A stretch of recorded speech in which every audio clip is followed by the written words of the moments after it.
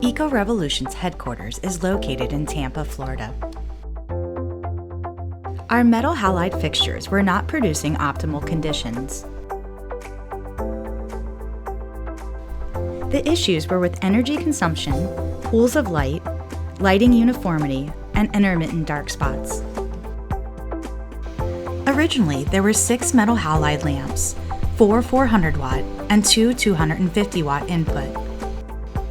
The fixtures were retrofitted with 4 LED WPC 45s, ranging from 81 to 176 watts.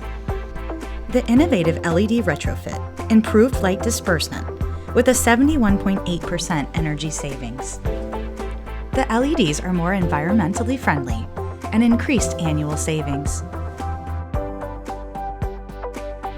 The average foot candles went from 1/2 to 1 1/2. LEDs produce more efficient light with superior color rendering. Thank you for watching, and check out all of our products at eco-revolution.com.